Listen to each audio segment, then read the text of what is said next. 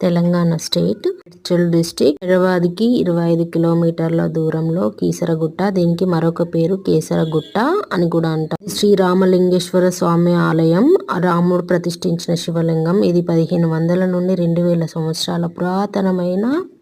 ఇది 4వ శతాబ్దానికి సంబంధించింది. శ్రీరాముడు రావణ సంహారం తర్వాత సీతామాతతో కలిసి ఇక్కడికి వచ్చారంట. రావణుడు శివభక్తుడు కాబట్టి తనను హతమార్చిన తర్వాత పాపం తలిగిద్దని భావించి రాముడు శివుని పూజించాలనుకున్నాడంట. రాముడు హనుమంతునితో చెప్పి కాశీ నుండి శివలింగాలు తీసుకురమ్మని ఆదేశించాడంట. కానీ చూడ్డానికైతే చాలా బాగుంది. మేము కూడా ఫస్ట్ టైం రావడం. చుట్టూ చాలా బాగుంది.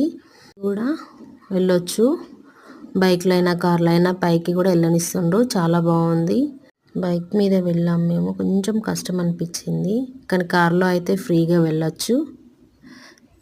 చూడండి ఎంత విశాలంగా ఉందో, చాలా బాగుంది. చెట్లు పక్కన కూడా పార్క్ కూడా ఉంది.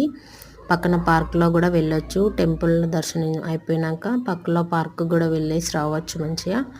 చాలా బాగుంది.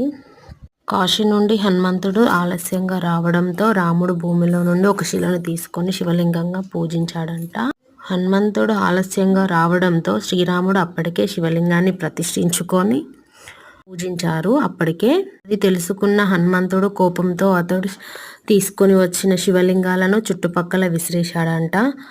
ఒక్క శివలింగాలు ఉన్నాయి, ఎక్కడ చూసినా అవే శివలింగాలు. చుట్టూ ఎక్కడ చిందర వందర పడేసినట్టే ఉన్నాయి. మాకు కూడా చాలా ఆశ్చర్యం అనిపించింది. ఇది నమ్మాలా నమ్మొద్దా అనుకున్నాం, కానీ చూశాక తెలిసింది నిజంగానే ఇవి పడేసినట్టే ఉన్నాయి. ఒక్కొక్కటి వంకర టింకరగా, కొన్ని బాగున్నాయి, కొన్ని విరిగిపోయి ఉన్నాయి.